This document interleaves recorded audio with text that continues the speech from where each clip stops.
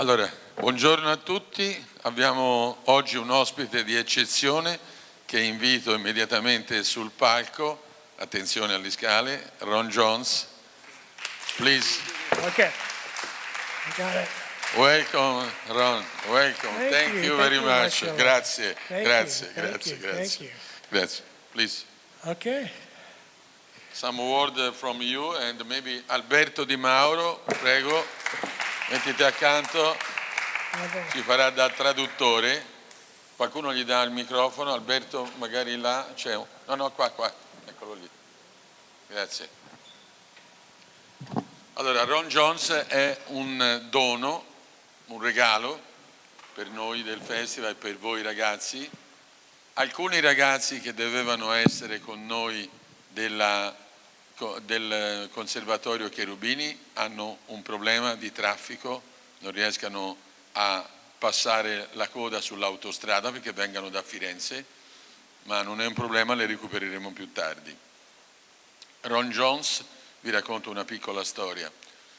Alcuni anni fa, siamo in piena pandemia, Ron è il nostro membro di giuria che scopre quali sono le colonne sonore più importanti del festival, ma è a distanza, abbiamo i collegamenti online. Sorry, some word in Italian. I'm following just the pictures. Thank you very much. But I remember when we have this small briefing by the television with Ron Jones, and Ron Jones for us is one idols, one star, one superstar. And when we have Ron Jones with us, also online, is one incredible emotion. But today the emotion is more strong because Ron Jones stay with us from Seattle, a long trip. I don't know how many. It must be 10,000 miles. You have the Atlantic Ocean, North America, and then all of Europe to get down here. So. And thank you very much for staying with us. Thank you. Thank you. Please, thank you have some information for our young guy, and maybe you want to transfer to you your passion for music and arts. Yeah, I've left my presentation as sort of an outline. So if you have a question, just ask it. We can ask at the end, but if it occurs to you that you have something to ask, probably there's 3 other people in the room that wouldn't raise their hand that would like to know the answer to that. And I could talk about, you could put me up here for 2 days and I could go on and on, but I really wanted to come and talk about the things that matter to you and the things that matter for filmmaking here and for the art and craft of things. And I know one reason I agreed to come was that I said, are there going to be students there? And Marcello says, yeah, we really work with the students. I said, okay, I'm in. Because, if this was just a bunch of filmmakers, it's actually kind of boring. It's like a meeting that nothing happens. But for the young people, they're facing their career ahead. And when I started out, there was not a lot of help. And so now it's great to be able to be sitting up here, because I was sitting in the chairs like you, looking up at Henry Mancini and Dave Grusin and Jerry Goldsmith and all this guys, and asking them, how do I do what you do? How do I be great at music and great at film scoring like you do? And of course they didn't know. They just would say something like, oh well, it just happened, And I go, well, how's that going to help me and my other students, my fellow students? If it just happens, do we just sit in a room and it happens, or is there a process to it?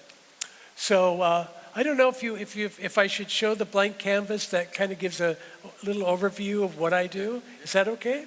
Yeah. All right. Well, let's roll the blank canvas. Let's see. I don't know if I'm doing this right. Excuse me, can you just roll the blank canvas? Okay. Okay. Yeah. Okay. Ron, maybe.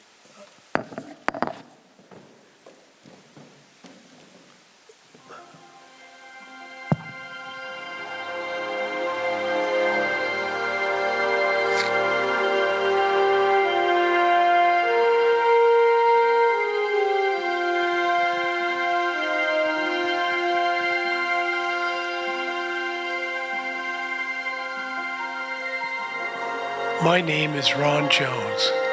I'm a working composer. I've been composing music for over 50 years professionally.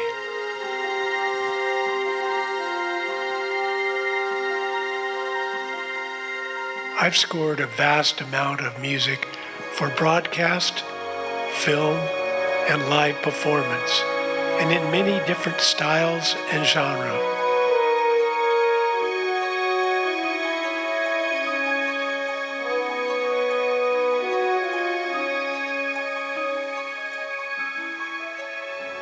The main things that drive me, that motivates my efforts and my life, are things like creativity, the invention of new things, and the possibility of making great music.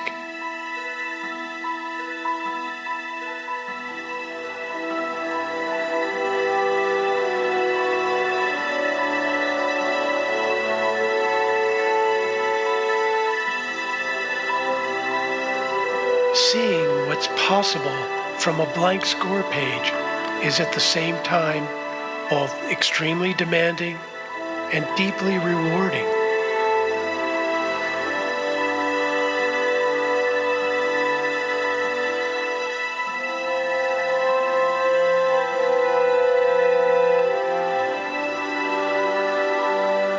It's exhausting, yet fulfilling. As soon as I finish a work, I already start thinking of the next idea, the next creative project.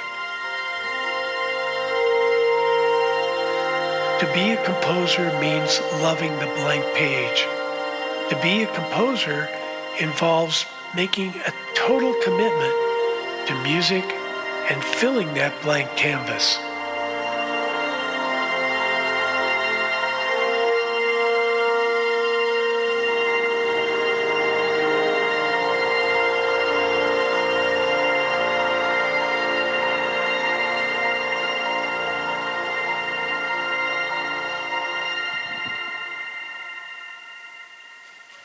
Okay.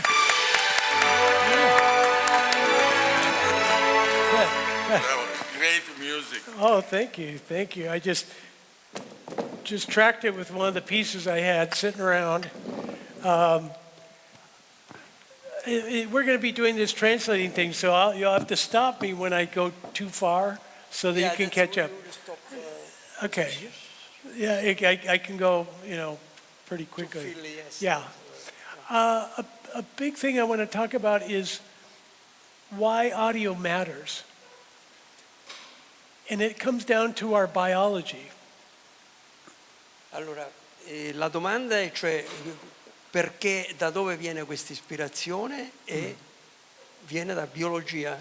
Our biology. Biologia. Like we have evolved over, millions of years. That we have our senses, like we take in our touch and taste and our eyes and our ears and smell. And the media is obviously not using smell.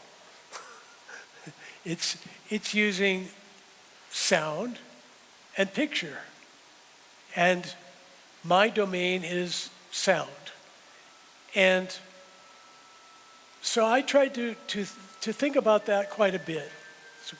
Sì, un po' viene dall'insieme dei vari sensi, cioè il tatto, la vista, eccetera. E quindi da dove viene questa ispirazione del suono? Because I want to know how to move the emotions. And so I have to be like a minister of propaganda. Un ministro di propaganda. Yeah, cioè, a propaganda minister. The filmmakers always work really hard and spend a lot of money on the actors, the story, the locations, the costumes, and of course the cinematography. Noi prendiamo un po', quando si fa un film, ovviamente coinvolge tutta una serie di sforzi nei vari settori, cioè dai personaggi, dai costumi, dal suono, è tutto un insieme che si crea. And in the budget, usually music and sound effects are the smallest part and the last thing. E la musica in genere, quando si fa un film, è una sezione molto più piccola e anche economicamente un budget relativo che si dedica alla musica nella costruzione di un film. I think we'll cut the sound, the music, senza the music. Thank you. Or tacit, okay.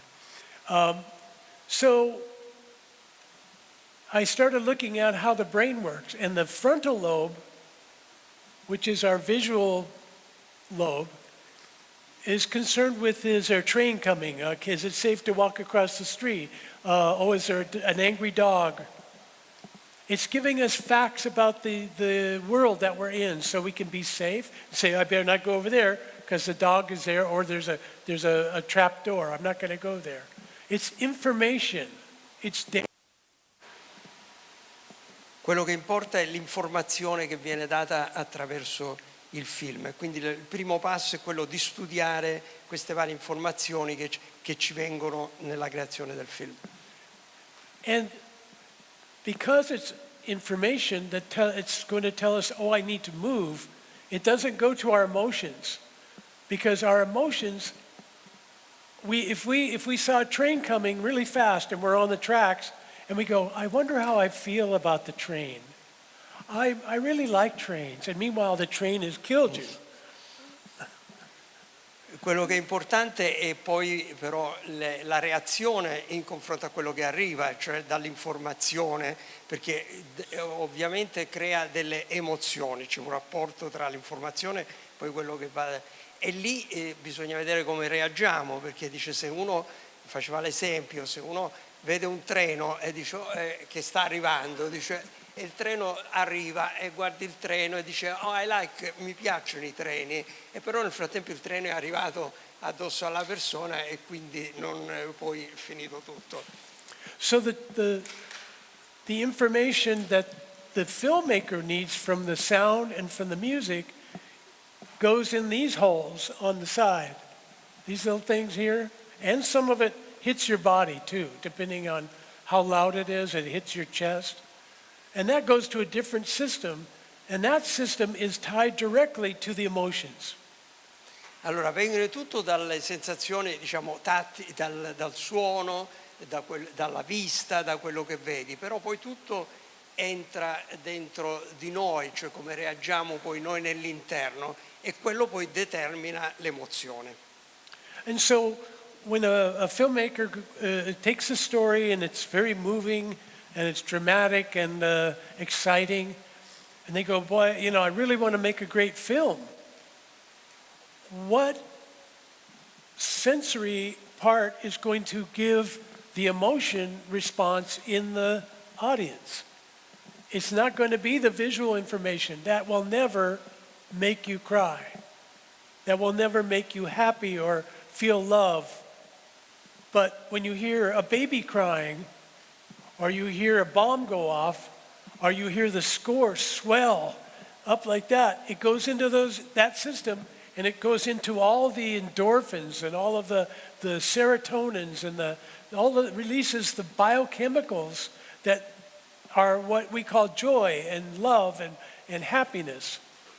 Quindi di nuovo conferma questa idea che quando noi riceviamo queste sensazioni dall'esterno, arrivano all'orecchio, arrivano attraverso i sensi, poi noi li teniamo dentro di noi, questo sviluppa determinate emozioni, coinvolge tutto un sistema biochimico da cui poi nasce la gioia, il dolore, ed è questo che poi determina quello che ci guida poi in questa via.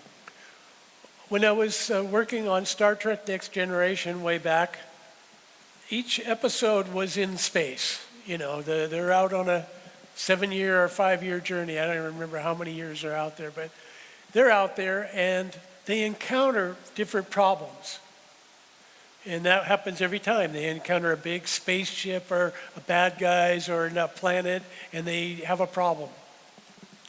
So my job was not to tell that story because they filmed it. They spent $20 million and paid actors and cinematographers and lighting people and the set designers. Everybody worked really hard, special effects. But I'm not there to do special effects. I'm not there, I ignore that. So I came up with a system where I call it the Star Trek questions. And the first question on there, other than when does this go, you know, the date of the scoring date and all that, is what is the story about? Sì, fa l'esempio di quando c'era Star Trek, quando doveva creare questa musica per Star Trek e praticamente c'erano molti problemi per lo spazio, avevano speso tantissimi soldi per creare tutta la struttura del film e questo a lui non era importante per lui sapere queste cose, per lui sapere era concentrarsi che cosa poteva, che sensazione poteva creare quel film dentro. Yeah, and this is something that the filmmakers and the composers can do. They can say, what is the story about? No, don't give them the script and say, figure it out. But condense it down and say, this is man against man, or, you know, some kind of Aristotelian, you know, man versus machine. Okay, so far I don't have enough to score by. So far my job's not started. Then I go, well, who are the main characters? So it's this character, that character, that character, and I write it down. Then the next thing I say is, what do they represent?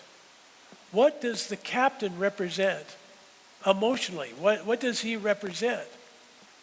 And after I say what he represents and what the bad guy represents and what the bad force is, then I write down what the emotion is. Ok, quindi la prima cosa era capire un pochino la storia, questo è il primo passo, poi capire i protagonisti della storia e che cosa ogni protagonista che cosa rappresenta, in modo da cominciare ad analizzare e a dividere nella storia i vari personaggi e quindi poi creare quali emozioni ciascun personaggio può determinare. And then you go, okay, you've labeled the emotion that they're going through, and then you say, if that character was an instrument, what would it be? Like you've seen like a Western, and every time it cuts to the bad guy with the cigar that hasn't shaved and is sweaty, it always goes da-da-da-da-da, you know, our son, Clint Eastwood, that it's associated with the character. And so every time that character is on the screen, or most times at an emotional point, the music is supporting that same idea with melody, harmony, rhythm, orchestration. And now I can do my job. Now I can start to do my job. So, il passo successivo è stato quello di, vedendo i vari personaggi protagonisti, quel protagonista con quale strumento particolare potrebbe essere associato. E quindi già questo è un passaggio. Dopodiché capire quel personaggio se crea, perché ci sono variazioni, c'è la melodia, c'è il dolore, c'è il passaggio lento, e cominciare a creare questa storia musicalmente in base alle emozioni che riceveva dai vari protagonisti. Comunque insiste sul fatto dell'emozione, del sentire dentro quello che praticamente suggeriscono i vari personaggi. So I do all that work before I come into what they call the spotting. And at the spotting, you have the producer. Directors are not allowed by contract with the unions there because they mess around, they cause time waste. They've already done their job on the set. So the producer and the music editor, maybe the sound effects editor, they were all there in the music and composer. And so they'll roll the picture and they'll say, oh, here's a shot of the Enterprise. And they don't say anything. They say, yeah, well, we want score there. Because there's no emotion to it. It's just the Enterprise. So the music for that's like cardboard. It's like it's, you know, bum, bum, bum. What's that mean? It means nothing. And it's usually the full orchestra. But then when it cuts to something else where we have to spot it, we say, okay, well, a problem's going to happen at this time code. You know, at this time code, an explosion happens, or a ray gun happens, or the computer flips out. And so you have this symphony now starting to happen where you've got the characters, what they mean emotionally to the storyline, what that means. The orchestration starts to become clearer. Like I don't have a set orchestra. It's only after we've determined what the emotional needs are, and then I go, you know, we might need 4 violas on this one, and contrabass, and synthesizer, and you know, but the next film might be where they're on a friendly planet and there's a, you know, maybe a contagion or something. It might be all electronic.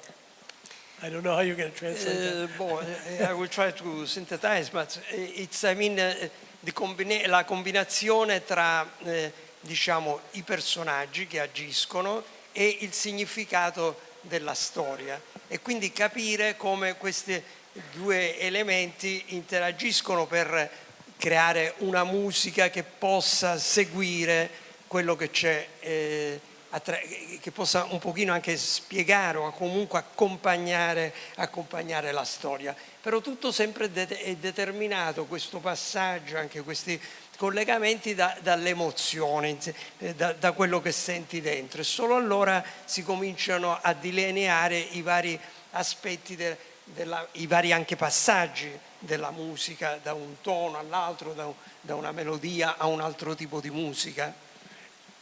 And so another different thing that I do, I don't think anyone else does, is I created a scale of emotions. You know, like there's major scales, minor scales, modes that are on the piano, and you know, you can sing them and play them, and this is what music is built on. And so I said, well, if I'm scoring only the emotion in time, then I need to understand what's tension, what's release, what's happy, sad, all that. So I would say, I would start with one note, you know, say C. It's not tension because nothing is playing against it. Nothing. What does that mean? Well, that means openness. Just the C. So if I give that to a flute down low, it goes with a little bit of vibrato. It's still saying nothing, but it's saying open. And we feel that. The weird thing is that you can go to music school for 9 years and study all the composers' works and all that and think you know it, but a little 2-year-old can walk over and stand in front of the TV and get it, because we're built for this. This is that system that's biologic. They understand the emotion. And so the films that I feel succeed are the ones where you forget about all the cinematography. It's beautiful, it's wonderful, the camera's moving wonderfully and it's on the close-up and all that, but when the music is in sync with the emotions, it starts to move in a whole different way. And that's where you take your film and go up to a whole different level. Quindi quello che è importante è poi creare una scala delle emozioni, che poi corrisponde a determinati ovviamente toni da utilizzare, e solo allora si riesce a cominciare a capire, a entrare, diciamo, nella storia, perché è una storia musicale, quindi emotiva, e su quello poi comincia a basare le differenze emozionali, quindi anche le differenze musicali tra un tono e l'altro. And there's a trend it's been maybe the last 20 years where it was considered old-fashioned to have a theme. You know, like da da da da, you know, a theme. So all the composers started, and because the directors and producers told them this, just leave the melody out. Just go da da da da, you know, just background, because we don't want to attract attention. And those films are dull. You don't want to watch them the second time. But the ones that are simple, it could be a little child and a dog, and you watch that, and maybe that costs $50,000 to make, but somebody that spends $50 million that takes the music, because melody is what we've evolved to associate with emotion the most. Because my theory is, when you're born, the first thing you look for is the mother's tit. Because the baby needs to know where the milk is. So daddy, the low voice, doesn't have the milk, the high voice does. So I'm always gonna be looking for mom. You know, mom. So that's the melody. The mom, the melody. You can't separate these things. They're in our biology. We come with this built in. And if you ignore it, you diminish the effect of the film. Sì, cioè è importante, la musica può essere, come in alcuni casi di alcuni film, è stata una specie di accompagnamento, qualcosa che era abbastanza anonima, che doveva fare, cioè seguire un pochino la trama, ma nient'altro. Allora in quel caso è venuta, non ha avuto molto significato, è una cosa noiosa che non ha un senso.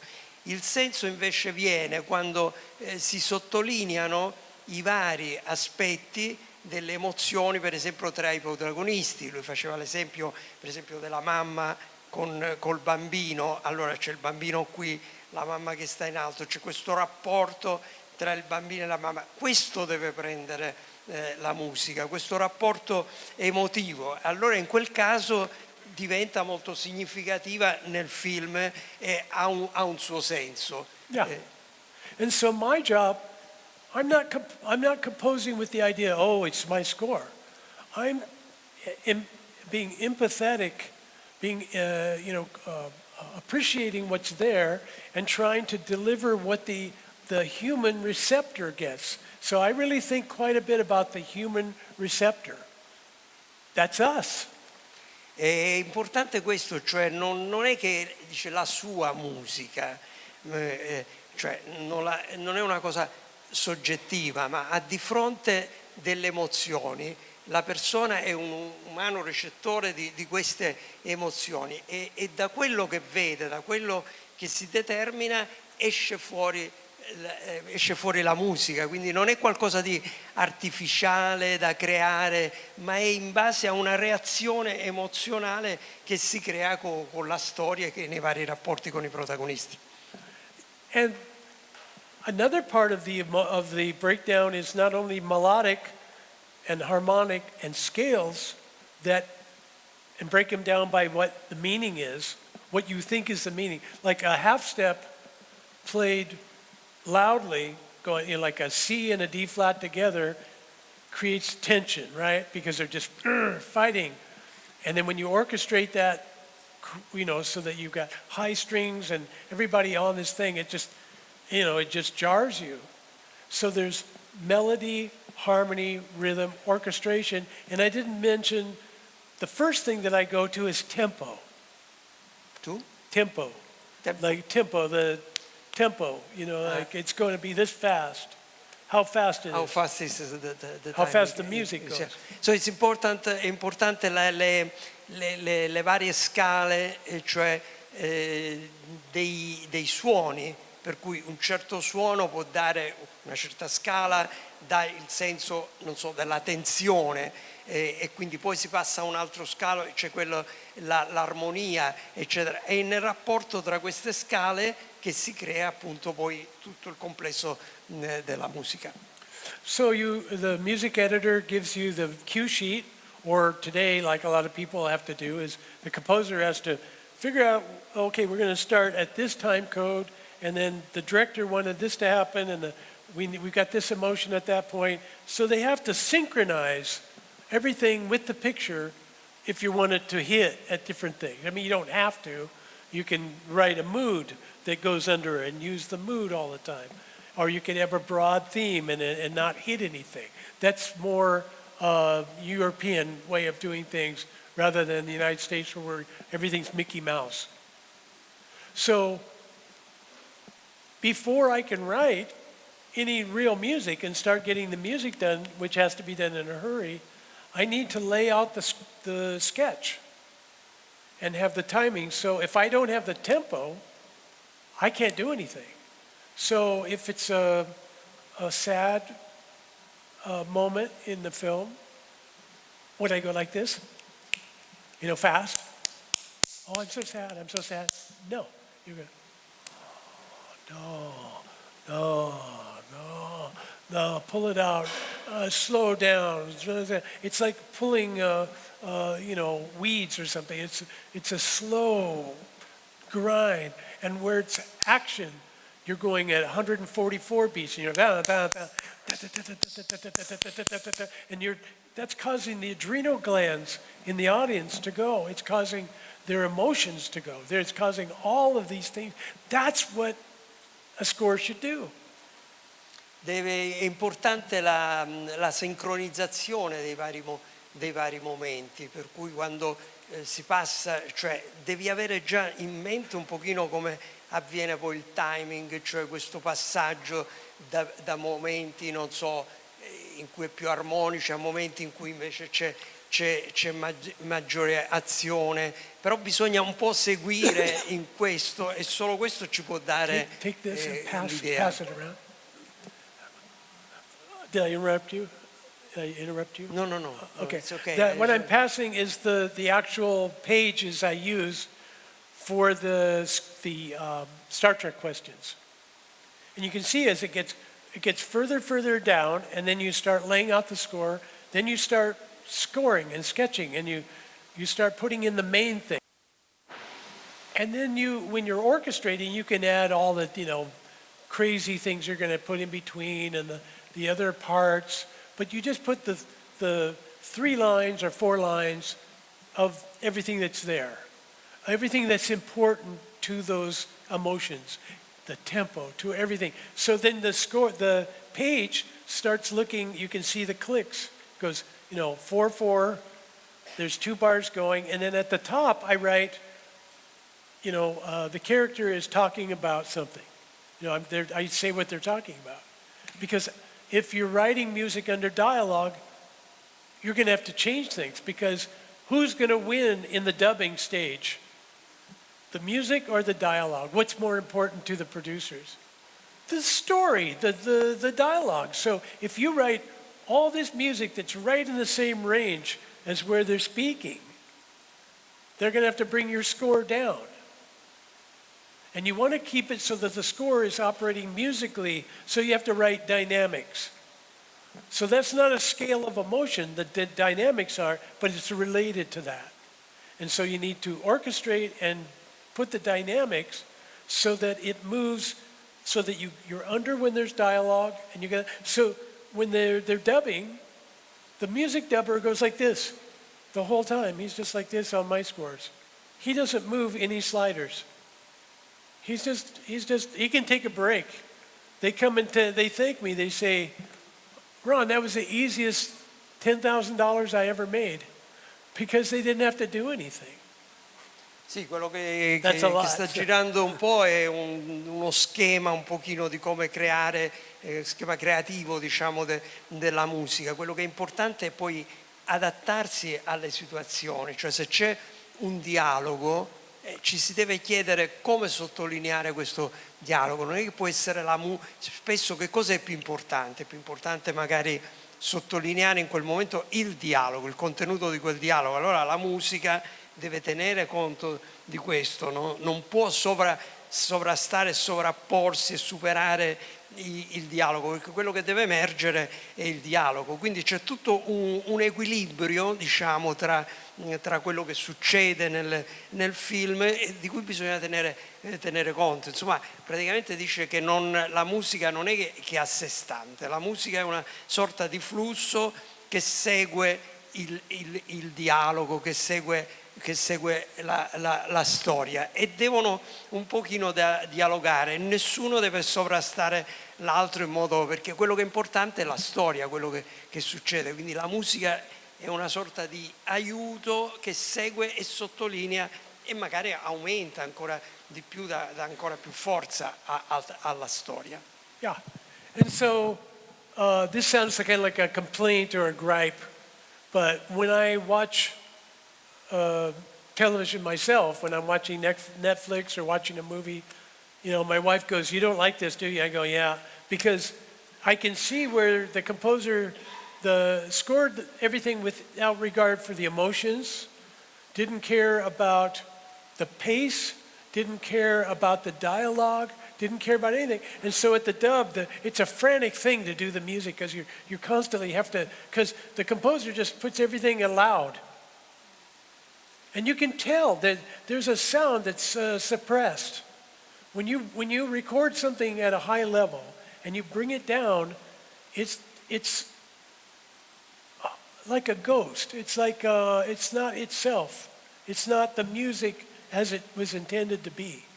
So unless there's no dialogue or any special effects, then you could score everything in a forte again, if it was a silent film. But if there's dialogue, you need to move in and out. Sì, parlava della sua esperienza quando certe volte vede la televisione, Netflix, i film, eccetera. E spesso la musica appare a lui in questi film come qualcosa di piatto che praticamente sì, è sovrapposto alla storia, ma non dà niente, praticamente non segue un percorso, non segue la storia, è qualcosa quasi di autonomo. Invece il rapporto deve essere proprio tra la storia e la musica, e la musica serve a creare questi flussi, per cui non è sempre allo stesso livello. Invece può capitare che non si tiene conto di queste, allora non ha quasi nessun senso la musica, diventa quasi qualcosa che disturba rispetto alla storia. Invece è l'insieme che rende la creatività di tutto. Yeah.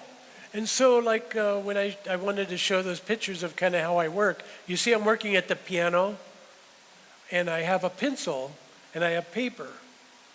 And with that I can do anything. I can do absolutely anything. But I have to have the picture and that cue sheet by me at all times.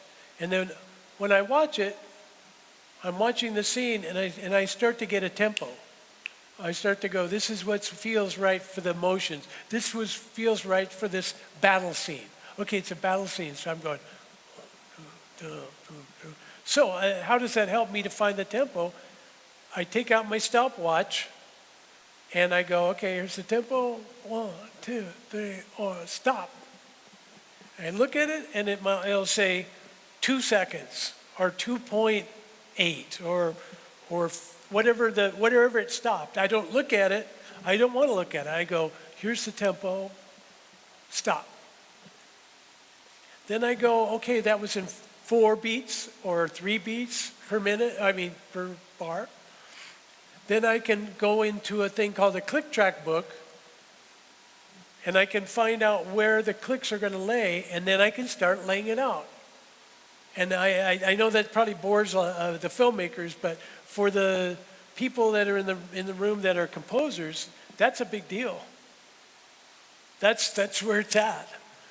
Sì, cioè quando lui suona e comincia a lavorare al piano, c'ha questo foglio di carta, c'ha questo dove segna i vari elementi, però all'inizio non dicono niente. Quello che lui poi deve scoprire è un pochino il timing, il tempo un pochino di come avviene la cosa. Allora lentamente comincia a costruire questo processo e quindi comincia ad annotare, quindi si stacca diciamo dall'elemento fisso che è quello e comincia a far scorrere la musica accordandosi sempre a quel senso delle emozioni di cui abbiamo parlato prima.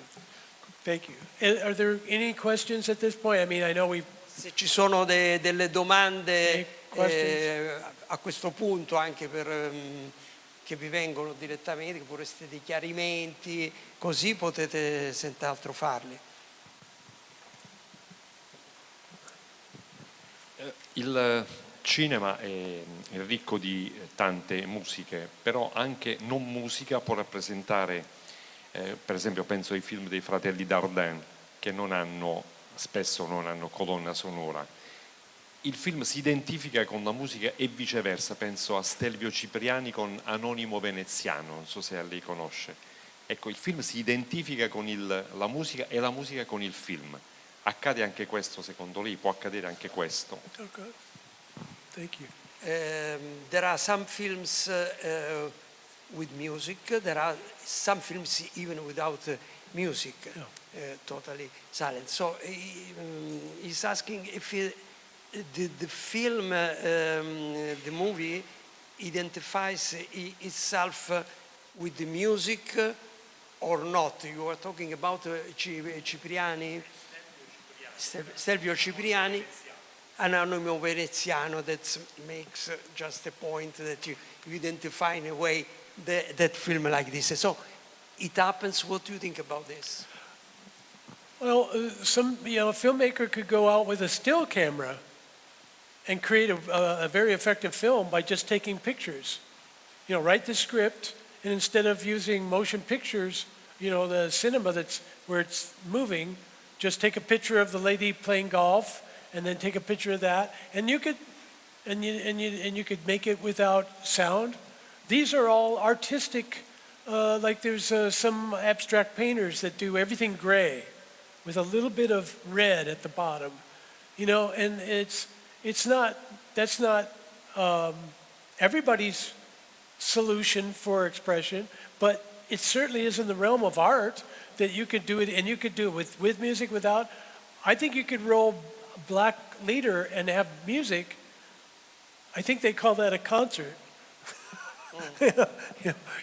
It's really that. It's like we have that range. So I think the answer is that the filmmaker decides what they want to do, if they want to use the music. But think of the tension for somebody watching it, and there is no emotional support, like what we talked about before. It's all you have then at that point is the voices of the characters.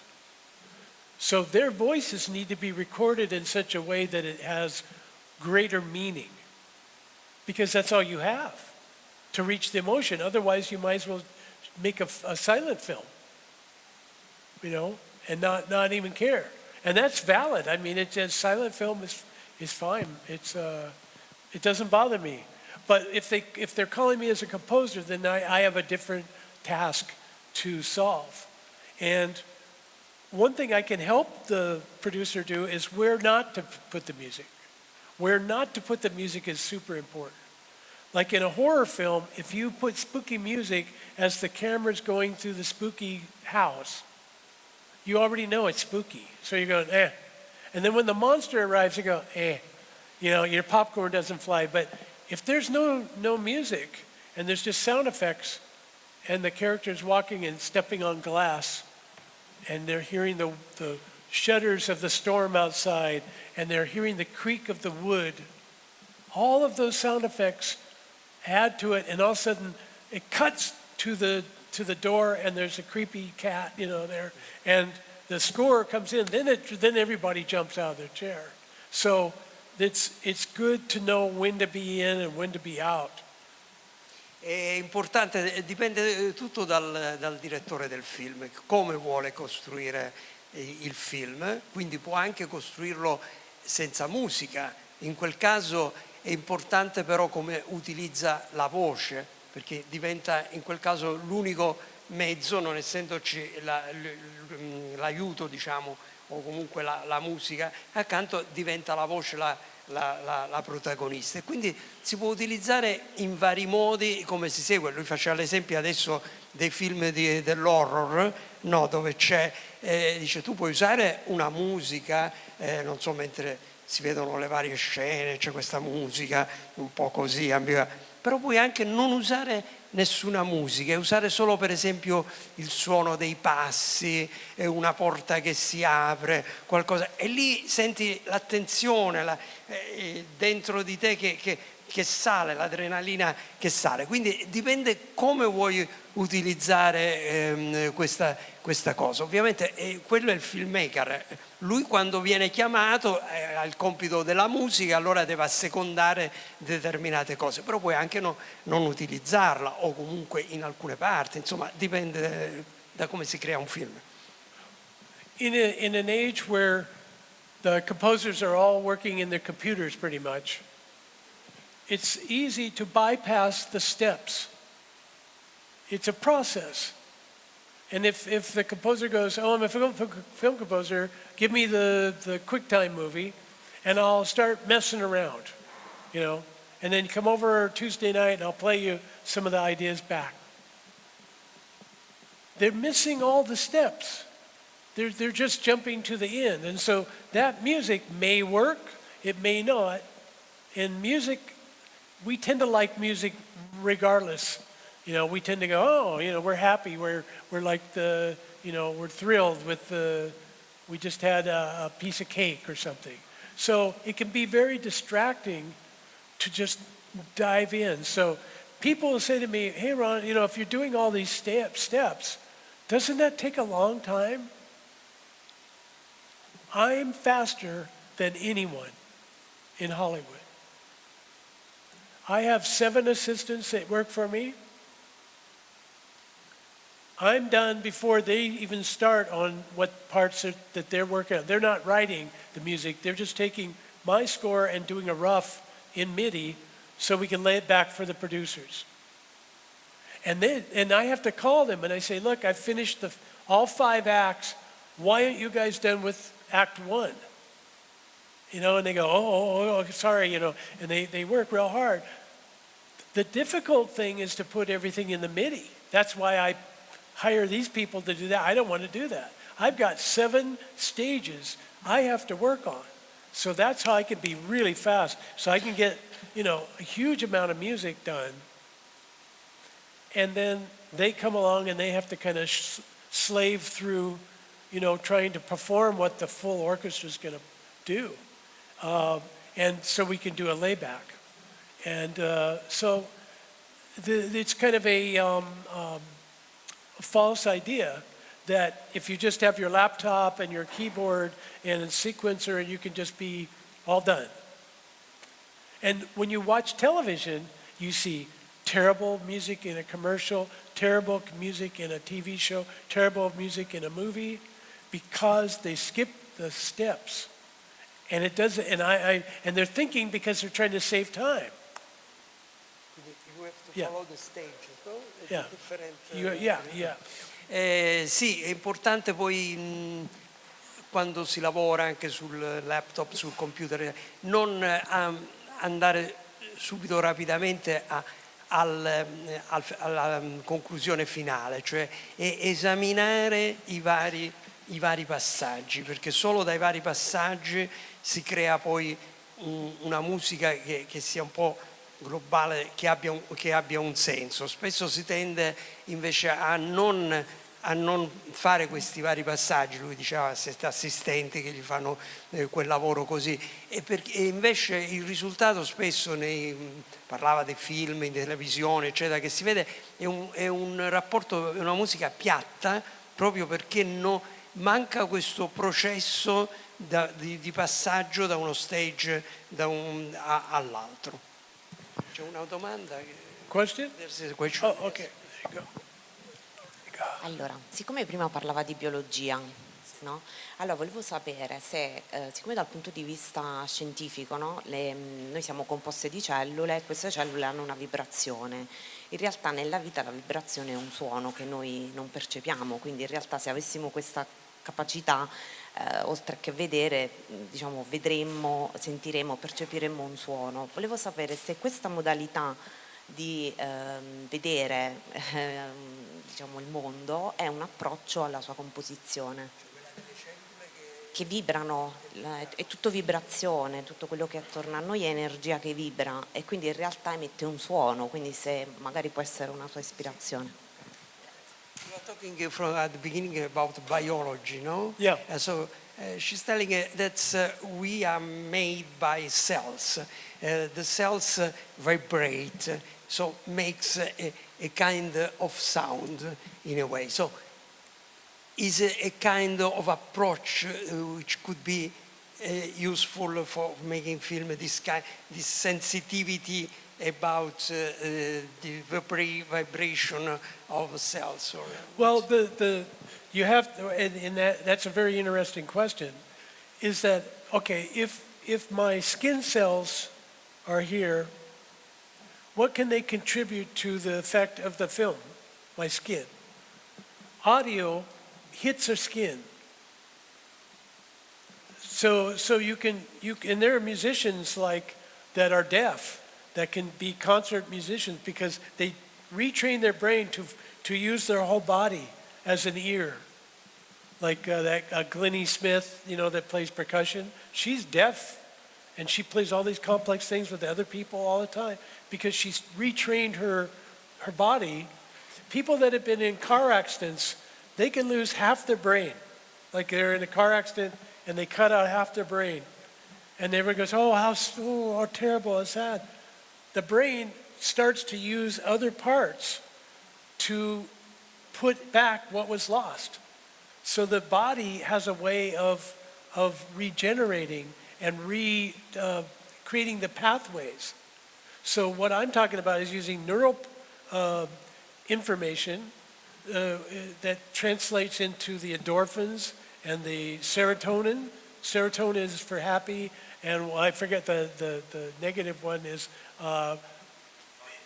yeah, right. So you know, like if you're feeling really angry, you're going to send out a whole different ones, and it'll cancel out that. So I think you can make the cells of the body, you know, and I think that the audience is the film. The film is the data that we as people creating it are putting this equation here. We made an equation that moves in time. It's the receptor, as you're watching, as you sit now and you're watching, your whole body is responding to it, you know. And if you're really smart at it, you can make people hungry. You can make them want popcorn. You can make them buy a Toyota.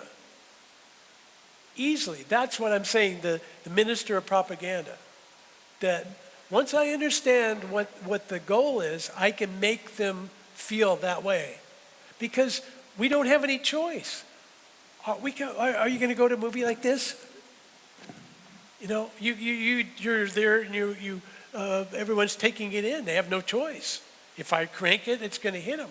So they are pawns in a chess game. The audience is.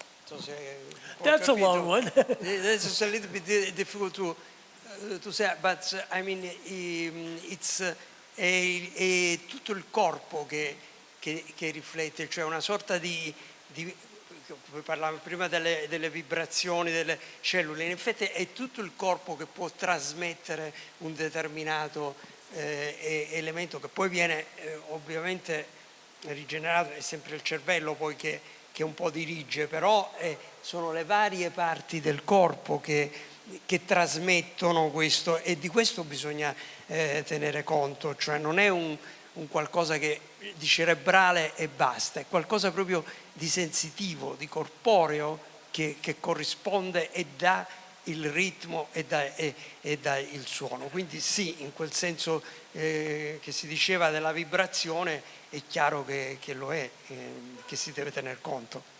A person that's deaf can certainly enjoy watching TV.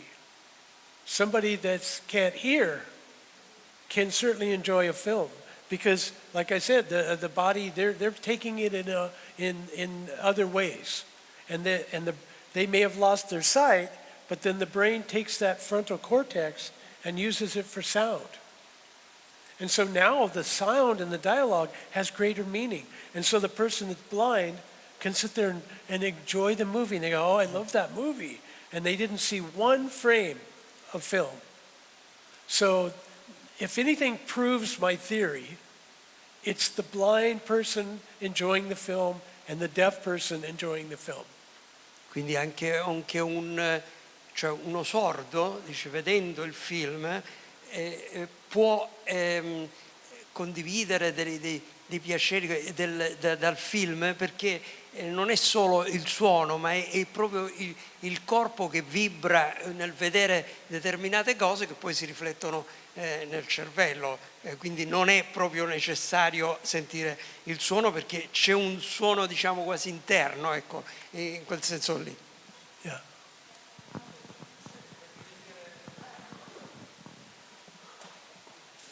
Grazie. So, for example, people should know that if they watch too many thriller or horror movie, it can affect their health, just because they have too much adrenaline and Cortisols. exactly, cortisol's rise. So that's also something that people should know. But for example, in advertising, they're trying to make what they want to, Yeah. like buying a Toyota. So but this is like something interesting to also inform people about that as well. Yeah, and it's not talked about. It's really Exactly. not. And like I have like a little slogan that I always use, that the greatest composition is not the music we put on a score page or play in a concert. The greatest music, the greatest composition is who we are as people. You're the greatest composition. You're the greatest composition. You're the greatest composition. And so this idea that music is another element is foreign to me. It just, because it's part of us and we are the composition. So that music is just code. The pictures are code. The meaning is in us. If you've ever lost a parent, if you ever lost a child, you understand that sound in their voice of people crying. You understand that, and then that can trigger all those emotions, all those feelings. And here in Italy, you're envied the world around for being passionate. Look at your architecture. Look at your gardens and your statues and your love of God, your love of the planets, your love of science. You've got to be the greatest compositions on the planet walking around here. So this is, I think I'm not telling you anything new. I think everything I spoke was already what you're already doing. La vera musica siamo poi noi stessi, quello che noi sentiamo, quello che noi proviamo, e cioè lui faceva l'esempio anche l'Italia, dice, con le sue statue, con le sue mode, quello è quello che noi sentiamo, è quello che ci dà un senso alla cosa. Quindi la musica è più qualcosa di interiore che noi interiorizziamo nel nostro sentire, e quello ci determina il ritmo della musica. Yeah. So I don't know. Are we done? Are we done? Okay. Oh, one more. One more question. Oh, two more questions. Okay. I'm wondering if have you ever reject to compose a movie because you don't feel some kind of connection? Yeah. Yeah? Yeah. Usually I get a script first, so I'm reading the script while they're filming, and so I look at the story and I say, I could do something with this. But if it's just violence or just, a sex show or some kind of, stupid thing, I don't have to. I've turned down more work than I've taken the last 10 years. I don't need it. So yeah, that's for me. But struggling composers who will take anything, bubblegum commercial, Toyotas, whatever that comes. Because they have to live, What's the other question? Hello, Mr. Jones. Hi. Allow me to ask, sometimes in a lot of films, we see in the most emotional parts, in the most emotional scenes, it's silent and it's not music where it's supposed to be music. And it affects on our emotions even more and more, the sound of the silence. So how is that technically built? And biologically, how does it come that the silence is affecting a lot on us? Is it like built, like the whole film that is composed music builds to go to the silence, the peak of the silence? Well, say you had a World War II movie that was based in Japan. And it builds and builds and builds, and then finally America drops a bomb on Nagasaki. And the filmmaker says, when the bomb drops, no sound. And so you see the cloud come out, and there's no sound, and then it spreads out, and then the waves and the people are dead and stuff like that. Then you're asking the audience to create the music. You're making the audience wake up. Wait. So it draws attention to it, but you can't do it for very long. You can do it for a little while for effect. It's an effect, it's subjective, it's art. You can't say it's wrong or right, but you can see movies that do that. Or they'll cut out everything but the sound effects, or they'll cut out the sound effects and just have the music. So the producers, when they get in the dub stage, they need to understand what they're working with. They're moving these emotions. Each slide, each thing that's in and out is part of the equation, because we have to take that in. The human receptor is sitting there, okay, I'm at your mercy for 90 minutes. I'm at your mercy until the movie's over. So, yeah, you can do it, but you just gotta, you can't do it through a whole, I don't think you can do it for maybe more than a minute for effect. And then maybe you might have to then crash out of that silence into the aftermath of it and make that really loud. And all you hear is the moans as you're doing a pan of the city. And then as the dust is settling, then you bring the strings in. And then you add the brass, and it gets bigger and bigger. And it may be then you're just focused on a tight shot of a person that survived. And they're just in shock. Then it goes rah into your gut. So you can. It's like you're a conductor of a symphony. The producers need to walk in there and say, tap on the stand. Okay, here we go.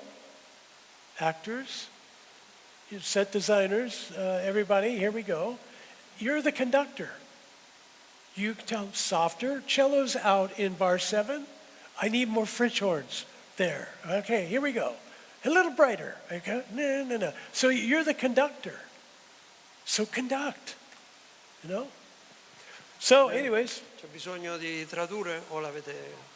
No, questo si capisce. Va bene. So, yeah. Grazie, è stato un piacere. Thank you. It's been really a pleasure to have Roy Jones. Thank you, Marcello. Thanks, Albert. All right. Thank you very much. Thank you. Allora volevo semplicemente ringraziare Ron di questo straordinario messaggio per tutti voi, ma soprattutto per i giovani. Purtroppo ho un impegno importante, devo andare alla sala Excelsior, poi noi ritorneremo qui, ma io ho la scaletta degli orari, 11:30 parte sala Excelsior. Mi dovete perdonare, quindi io devo spostare a dopo qualunque altro tipo di visione. Chiedo scusa da Ram, ma era semplicemente perché devo tenere dentro la scaletta molto precisa. Adesso dobbiamo andare al cinema Excelsior. Ron, Ram ci vuole mostrare il suo film Sigma, però siccome dura 20 minuti vado fuori dalla scaletta. Sorry, in Italian. I'm trying to follow. No, dicevi, io devo mostrare poi a Ron un film importante che si chiama Sigma e che è stato prodotto in Armenia. Non lo posso fare ora perché ci dobbiamo spostare dalla parte di là, ma dopo, quando siamo più tranquilli, lo possiamo vedere qui con la presenza, lo vediamo qui con la presenza, o qui o lì, con la presenza di Aram e di Ron Jones. Prego. Okay, so we would like to show you this film made by Oh, Aram, great, great. But now there is something to do more, and so we can do a little bit later. Take a break. Here, and Okay. we will be Okay. here, and Yeah, it yeah. will be Aram with Va us. bene? Okay, yeah, it'd be great. Perché sennò Great. rimango impallato. Okay. Va bene. Thank you. And if that's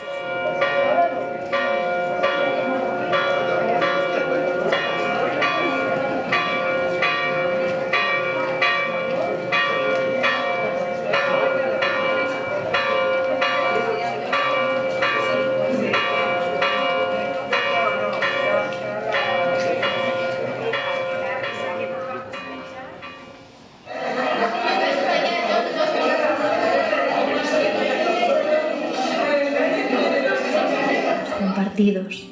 Cada risa y cada lágrima son parte de nuestro canto, en el coro de fortaleza y solidaridad. Que mi ejemplo perdure por siempre, recordatorio de la valentía en la aflicción, como un faro de lucha y determinación que ayude a las almas hacia la plenitud y la emancipación.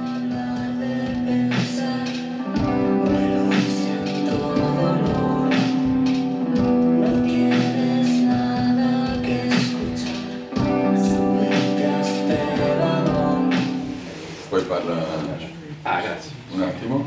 Allora, intanto per presentare Alfonso Palazon, il professore dell'Università Università Re Juan Carlos de Madrid.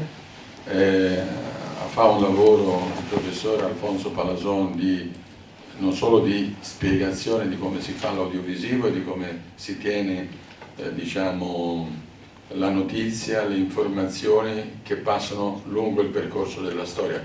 Ci ha fatto vedere qualcosa qualche giorno fa Roberta Mucci qua con la sua storia dedicata a Montecatini, e fa la stessa cosa il professor Alfonso Palazon per raccontare una storia della città che si muove nel tempo. Questo è quello che ho sentito io, Alfonso, con le persone, che le persone cambiano in base anche al cambiamento della storia, ma poi alla fine tutto si riconduce a come siamo fatti dentro noi. Ha fatto una lezione straordinaria a Ron Jones, anche a me mi ha fatto bene per quanto riguarda l'emozione, la biologia, un racconto straordinario che ancora oggi voglio dire, anche ora davanti a tutti voglio dire grazie a Ron Jones per la sua straordinaria capacità di trasmettere emozioni.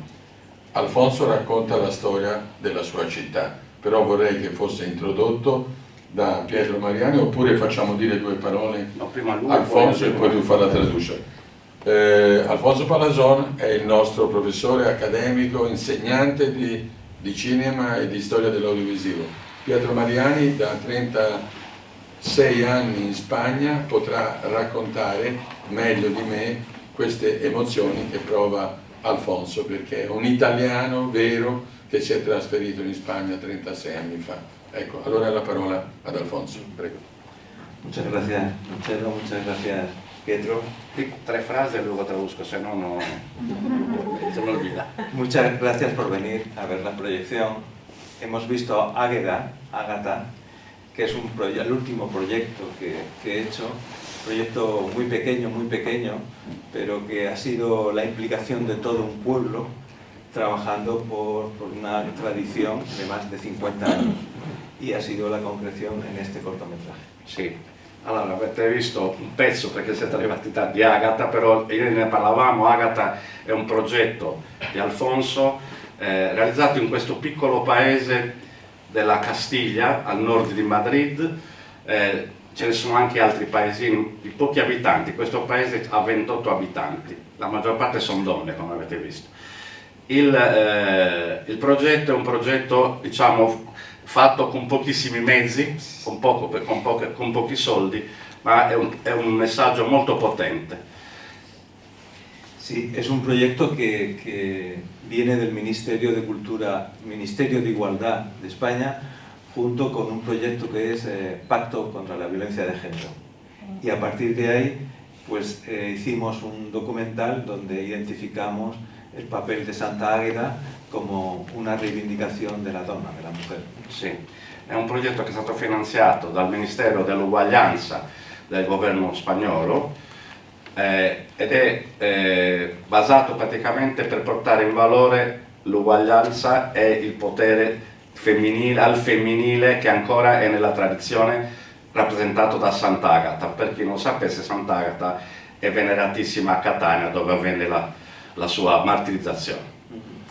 Y este proyecto, pues lo queremos, es la primera vez que se pone en Italia, con una experiencia, porque luego también queremos ir a Catania, por la gran tradición, porque no sabemos por qué a Santa Águeda llega a España. Sì, allora, lui ha citato che io sono in Spagna da 36 anni.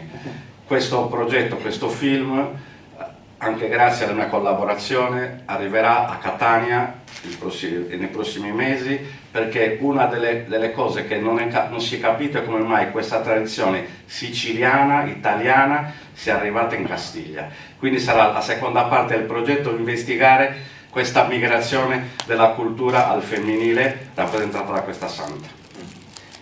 Y bien, y bueno, lo estrenamos en Abanca, por estreno mundial, y aquí estreno nacional. Sì, questa è la prima proiezione in Italia, quindi la seconda sarà a Catania a breve. Y bueno, ya hablamos del otro. Sí, parla del próximo. Habla del siguiente. El próximo es La ciudad se mueve, de City Mouse, ¿no? Y es un proyecto que he estado 3 años trabajando con este proyecto, y para mí personalmente ha sido un proyecto complicado, porque ha sido volver a mi pueblo. Desde hace 40 años, volver y encontrarme con una nueva ciudad. Una ciudad que es una ciudad de 75.000 habitantes, tiene Molina. Es una ciudad con un pasado industrial muy grande, y ese pasado industrial, de una forma u otra, interfiere en la vida social de la ciudad, ¿no? Es una ciudad muy agitada, y fue una ciudad de mucha lucha en los años 80 en España por luchas sociales. Alfonso è originario della città di Molina di Segura, a cui ha dedicato 3 anni di lavoro per realizzare il documentario che vedrete.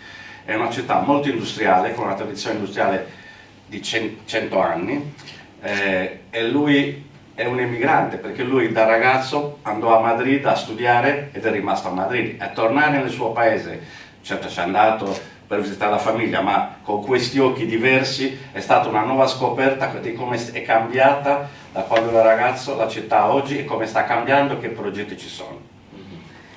Y bueno, el proyecto es una inspiración de Italo Calvino, es Las ciudades invisibles. A partir de ahí, cómo nosotros estamos imaginando las ciudades a las que volvemos, nuestra futura ciudad, las que imaginamos, y son ciudades que realmente las llevamos siempre en el corazón.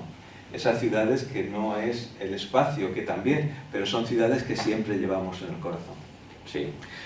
Allora, si è ispirato a Italo Calvino, La città invisibile, in questo documentario.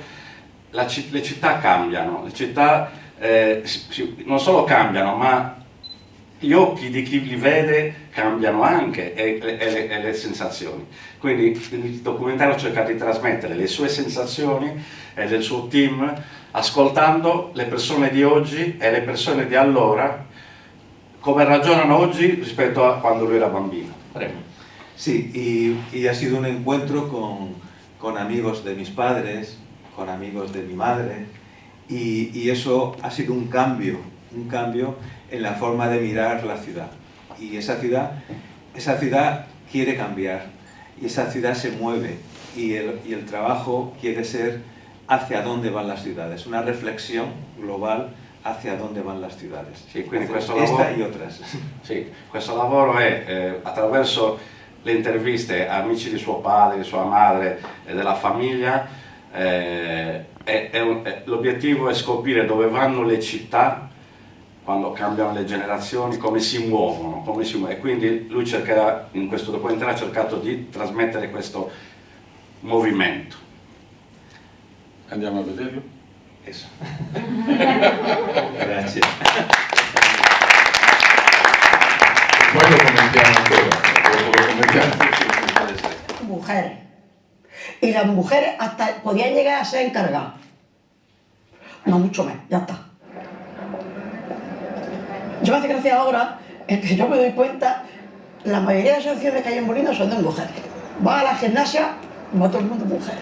Con lo cual yo creo que eso ha sido muy importante para Molina. Fíjate, en la huelga general de la conserva, el 23 de junio del 76, veo que bajan un montón de mujeres y se meten a la fábrica de Prieto, que estaba enfrente. Sacamos a todas las mujeres de la fábrica de Prieto, a todas las mujeres de los Rogelios, a todas las mujeres de César. Estamos llegando. Cuando la luz se apagó, sentí todo el calor invadiendo mis dedos.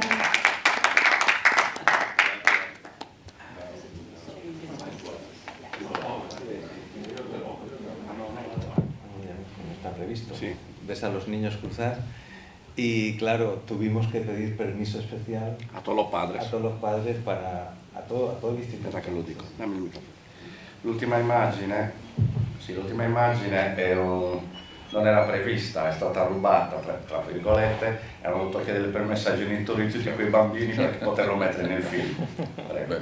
La liberatoria, la liberatoria, importante. Bien, es un proyecto que bueno, hay muchas claves muy personales, ¿no? Por ejemplo, el hombre que pinta es Joaquín, Joaquín le conté que quería que hiciera dibujos sobre cuando éramos pequeños y todos los juegos que hacíamos cuando éramos pequeños y empezó a pintar todo. Sì. Quindi Joaquin ha dipinto, disegnato tutte quelle figure che avete visto perché lui l'ha stimolato dicendo fammi dei disegni di quando eravamo bambini, a che giochi giocavamo. Sí. La cuestión es que Joaquín tenía Alzheimer. Y esta es la última entrevista que hace, pero él trabajó con esta idea de recuperar la infancia, ¿no? Sì. Para mí tiene una doble... Joaquin era malato di Alzheimer durante le riprese, però ha lavorato recuperando i ricordi dell'infanzia, però in quel momento chiaramente la malattia era potente, era forte. Sí. Y a partir de ahí, bueno, Joaquín lo conozco hace mucho tiempo, la mujer que aparece es amiga de mi madre, que ayudaba a mi madre con sus cosas, es toda una mezcla de recuerdos, pero son claves muy personales. Joaquin era amico di famiglia, la donna ricordava sua mamma, insomma questo film è un ricordo della sua infanzia e dei suoi ricordi messi in immagini. Sí. Y con una visión, porque yo me fui de Molina hace 45 años, pero siempre he ido volviendo cada mes a ver a los padres, ¿no? Pero siempre era distinto. Esa distancia en el tiempo hace que esta película sea un encuentro, como arranca la película, a los juegos de nuestra infancia, ¿no? Sì. Chiaramente lui 45 anni fa ha lasciato il suo paese, però tornava a vedere i genitori. Però tutto questo racconto è un rincontro con il suo passato, con la sua memoria. Sí. Y bueno, y sobre todo la idea era sobre todo estas ciudades que vamos construyendo, cómo son esas ciudades, cómo es el futuro de esas ciudades. Sì, ¿no? e poi soprattutto c'è la città, cercare di interpretare qual è il futuro di queste città che nacquero dall'espansione preindustriale, chiamiamola così, degli anni 60, perlomeno nel sud della Spagna, poi sono trasformate in megalopoli, in grandi città, ma mantengono ancora le origini. Y bueno, y este es un proyecto que ha quedado, ese ayuntamiento de Molina, que iban a venir, pero... Stavo per dirlo io. Sí, problema della gana. Dillo tu, dell'ayuntamiento. No, scusa, non era per prendere la parola il professor Alfonso Palazon, che è colui che li ha invitati.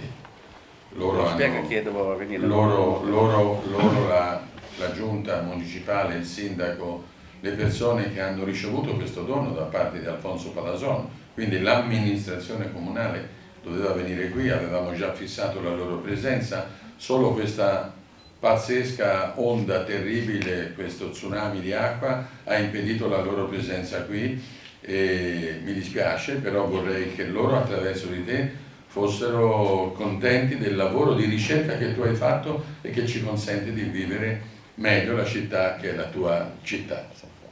Eso es. Y bueno, el proyecto es un proyecto que quiere dar a conocer lo que supone la ciudad, pero también no una ciudad local, como puede ser mi pueblo, sino que esta ciudad puede ser cualquier ciudad del mundo, ¿no? Esatto.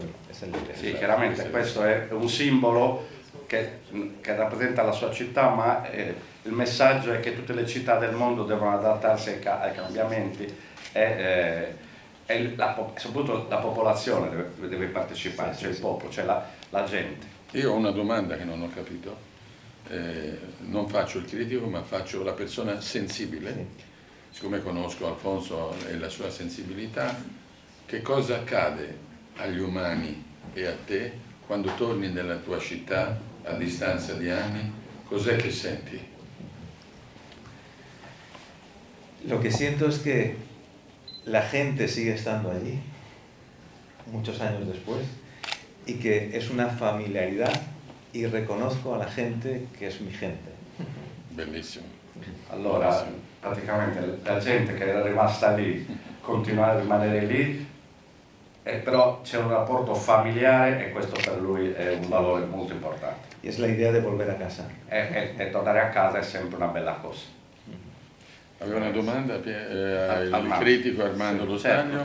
Io conosco da tempo, da diversi anni, grazie a Marcello, grazie al Montecatini Festival, per cui so come lui muove la macchina, come quello che insegna, e in lui c'è la profonda conoscenza, volontà di conoscenza di questa antropologia che si muove. Mi ha fatto ricordare Sant'Agata, l'ultimo film di Almodovar, che cita in un manifesto la processione delle desolate di Canusa di Puglia. Io mi chiedo, ma come conosce Canusa di Puglia Almodovar così lontano? E in voi appunto questa fratellanza fra Spagna e Sud Italia, le processioni, quindi è questa ricerca antropologica che leggo in queste immagini, quindi straordinario. Poi un'altra nota, non c'entra però, l'assessore di Valencia della passata giunta era vicino alla mia città. Aveva conosciuto la sua moglie a Erasmus a Bologna e poi trasferiti lì, quindi c'è questa vicinanza ideale fra il sud dell'Italia e la Spagna, e questo ci rende orgogliosi, quindi straordinario. Il film è particolarmente vocato alla ricerca antropologica. Este trabajo está ligado, una última línea de trabajo que estoy haciendo es la antropología visual. Es una línea de trabajo que este documental es la concreción de 3 años de trabajo, pero para llegar a este trabajo hemos hecho más de 40 entrevistas, filmadas todas. Il lavoro è stato realizzato in 3 anni, però per arrivare a questa produzione hanno fatto più di 40 incontri con persone perché raccontavano storie per poterle poi plasmare. Y es archivo vivo ahora de las personas de Molina. Sì, ed è tutto un archivio vivo di queste persone che anche sono molto anziane, sono persone... Sí, claro. Por ejemplo, Joaquín falleció hace 3 meses. Il pittore Joaquín è morto. Mi dispiace.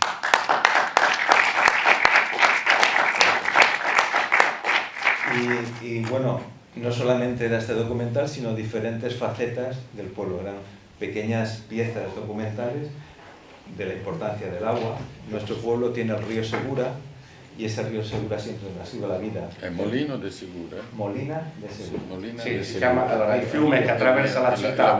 Era un motivo di lavoro. Esattamente. È il fiume che attraversa la città, il rio Segura, quindi Molina de Segura prende il nome dal fiume, è la vita di quella città, è stata la vita di quella città. È la vita. Purtroppo questi fiumi quando esondano fanno anche danni.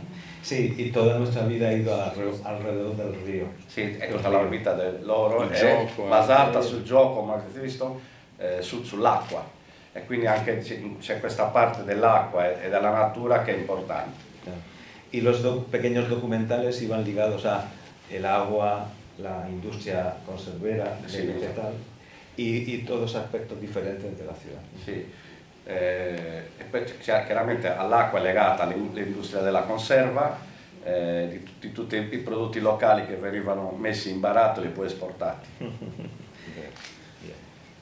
Volevo semplicemente ringraziare il professor Alfonso Palazon perché appunto si ricordava bene 2016, non 2018, mi sembrava tanto tempo che stavamo insieme, e tutte le volte che Alfonso Palazon è stato con noi al festival ha lasciato un segno indelebile come solo i grandi maestri sanno fare. Certo.